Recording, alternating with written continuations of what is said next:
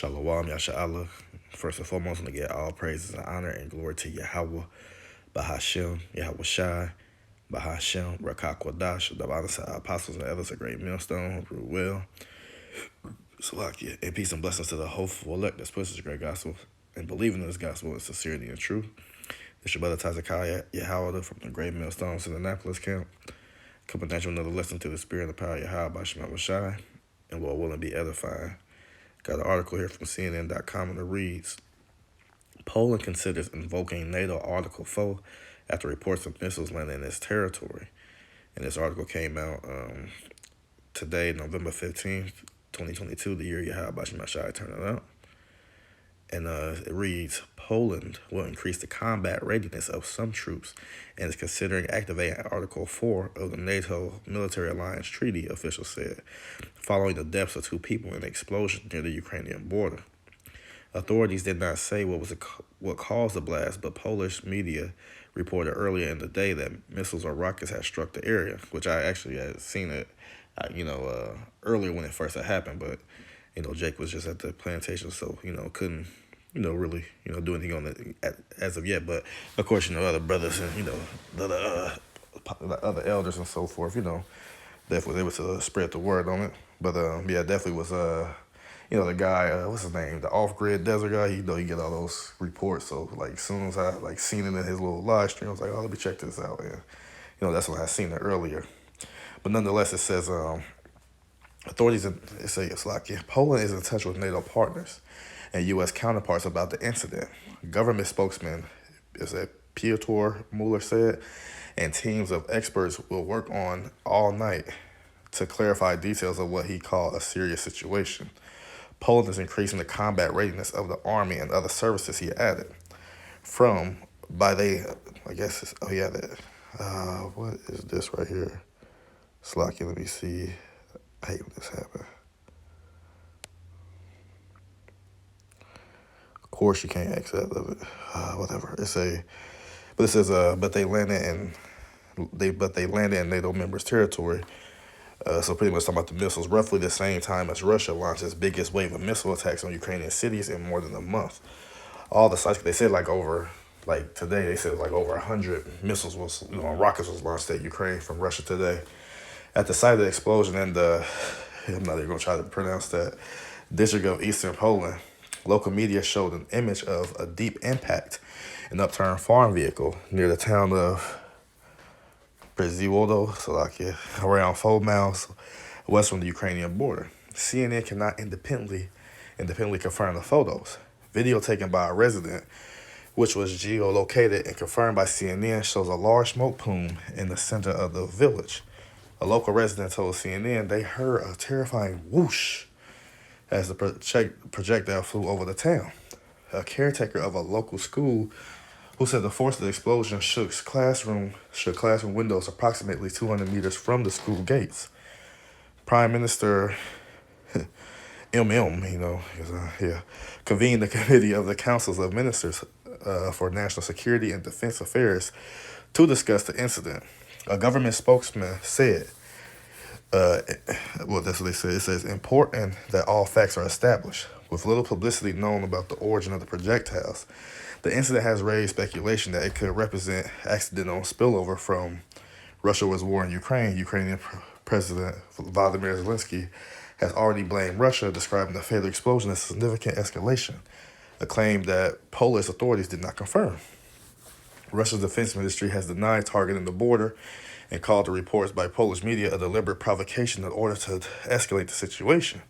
According to a short statement late Tuesday, Russia ain't, as we, you can assume with all the bombardment, because see, that's the thing. That's one of the main reasons why they doing this and they upset about, the West pushing further east, because let's say there was an issue like that's going on right now, but you got all these surrounding nations that are part of NATO, and let's say if they go into war in various towns, and there may be a town close to the border, well, a spillover can possibly happen if rockets or bombardment happen from one nation, then the provocation can come that, since your missile landed over here in a NATO member state, now they can call Article 4 or Article 5, which would deem necessary for all the other NATO members to attack or to respond, with say with a military force against that party who the incident or who we consider the perpetrators, right?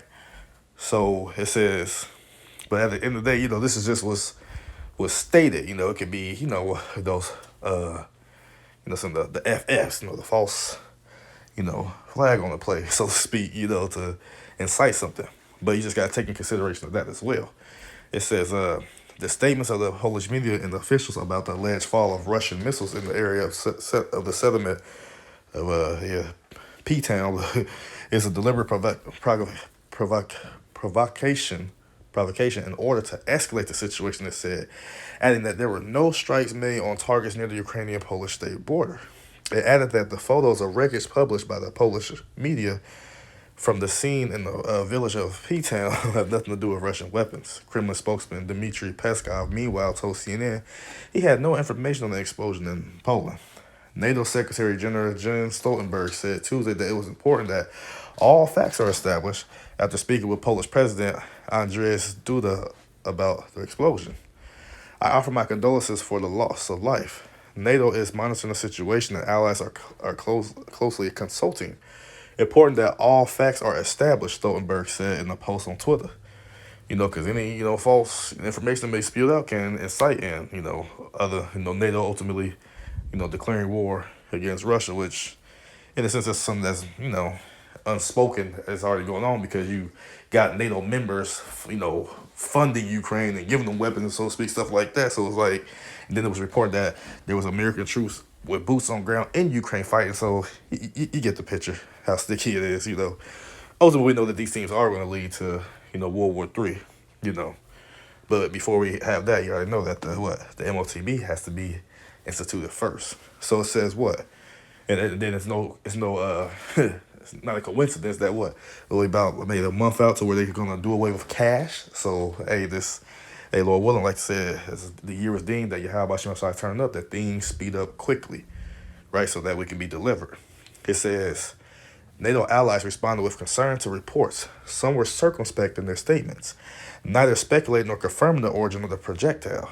U.S. President Joe Biden, the White House says, has been briefed on the reports out of Poland and will be speaking with President Andrzej Duda of Poland shortly.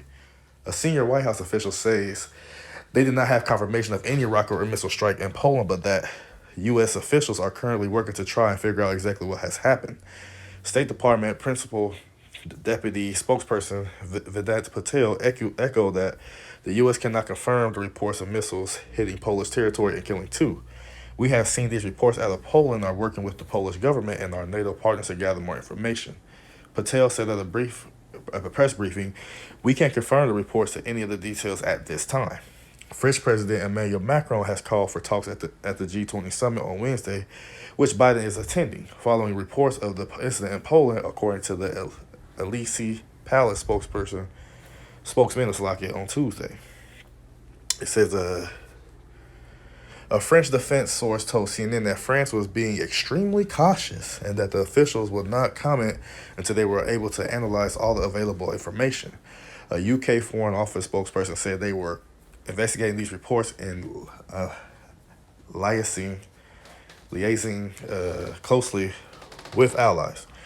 Baltic nations were more strident in their statements, stressing readiness to defend NATO territory. Estonia called the news most concerning, according to Twitter posts from the Estonian Minister of Foreign Affairs. Estonia is ready to defend every inch of NATO territory, it added. Lithuanian President Gitanas Nausėda has said he was concerned by the news and that Lithuania stands in strong solidarity with Poland. Every inch of NATO territory must be defended, he added on social media. Latvian Defense Minister Artis Pabriks afforded blame on Russia, even though there has been no confirmation from Polish authorities that Russian missiles landed on Polish territory. Condolences to our Polish brothers in arms. Criminal Russian regime fired missiles which targeted not only Ukrainian civilians but also landed on NATO territory in Poland. Latvia fully stands with Polish friends and condemns this evil, Pabriks wrote. See, stuff like that, you can poke at the bear. Make them mad, make them angry. But one thing I want to put out there is these three nations that actually spoke out, about defending NATO lands and this and that, instead of Poland, they all was part of the Soviet Union. They was part of the USSR back in the day. You know, so that's just going on what I was saying earlier. You pushing all these allies towards the east. Then it's like any type of thing like this that may happen when it comes to Russia defending its land. If a little spillover going to another country of a NATO, ally, then they can just press the issue against them. See, they feel like they caved in and being closed in. That's why they're being aggressive and defensive. It says no discussion of hypotheticals. The North American Treaty Organization, or NATO, is a group of 30 North American and European nations, according to NATO. Its purpose is to guarantee the freedom and security of its members through political and military means. The alliance was created in 1949 in response to the start of the Cold War. Its original purpose was to protect the West from the threat posed by who? The Soviet Union. Since the end of the Cold War, many former Soviet nations have joined NATO, as I just said, much to the annoyance of Putin. Article 4, which Poland is considering, is a consultation method that allows members to bring an issue, usually a security issue, affecting them for discussion at the North Atlantic Council, the alliance's decision-making body. The parties will consult together whenever, in the opinion of any of them, the territorial integrity, political independence, or security of any of the parties is threatened. The article states, the best known aspect of the alliance is Article 5 of the treaty, which if invoked, means an attack against one ally is considered as an attack against all allies. It has only been invoked once in response to the September 11th, 9/11, terrorist attacks, Anyway, so the United States to say wave of Russian missiles hit Ukraine after Zelensky outlines condition for peace at G20 summit. So yeah, you see that, the whole fiasco going on. However, the alliance can take collective defense measures without invoking Article 5 and has done this in light of the Russian attack on Ukraine. Russian President Vladimir Putin has long complained that NATO has over time expanded its borders by admitting Eastern European countries that were once part of the Soviet Union, meaning Russia now shares a land border with the world's largest military alliance, thus reducing its geopolitical power in what was once Moscow's sphere of influence. As recently as February, he was demanding that NATO scale back to the borders of 1997 before the Baltic nations of Latvia, Lithuania, and Estonia, the latter two of which border Russia, joined the alliance. See, that's a spirit. I didn't know they was going to say that, but that's what, he's just saying that because, like, when you go look at Russia and pretty much the neighboring countries that's around it, majority of them now that once used to be a part of the USSR, they are NATO. So they got NATO alliances right in their backyard, so to speak. And what they want to do, they want to make Ukraine a NATO member. So they're going to add another enemy, so to speak, within that alliance in their backyard. But that's all I got on that. And really, really, like I said, don't really have too much on that. Just, something I just want to bring to the forefront of those who didn't see. This is just going to the prophecies that Yahweh Shai HaMashiach has spoken to the disciples when it's concerned the end, concerning the times of the end coming, right? And as a matter of fact, we're going to start at verse 3. Matthew chapter 24, verse 3. And as he sat upon the Mount of Olives, the disciples came unto him privately, saying, right? They came privately, right? Not everybody came, but just the disciples, right? Because only the chosen of Yahweh Shai are able to receive these secrets, right? And it says, saying, tell us, when shall these things be, and what shall be the sign of thy coming and of the end of the world? And Yahweh Shai answered and said unto them, take heed that no man deceive you, right? For many shall come in my name, saying, I am HaMashiach, and shall deceive many. Hey, it say, take heed that no man deceive you. What's going on right now? You already got these crazy ass, religions deceiving people. You got these crazy, in a sense, like motivational speakers or whatever or you got these, the unconscious people, all these false doctors coming out, all these people that's deceiving you. And the most recent thing that happened is this Ron Dalton guy, right? Deceiving the people. Yeah, we will give credit. You are telling, that Jake's, predominantly really only the Negroid tribes specifically. You are saying that they Israelites, but you're saying that the Northern Kingdom is not. See, that's deception right there. That's deceiving. So this is new guy. No, he's not a new guy, but he's a new topic of of interest as far as him being deceptive and deceiving the masses ultimately. Because he'll tell you you're Israelite, but when you watch that Hebrews and Negroes, a lot of lies, a lot of deceptions, right? So, but it say, many shall come in my name, saying, I am Hamashiach, and shall deceive many.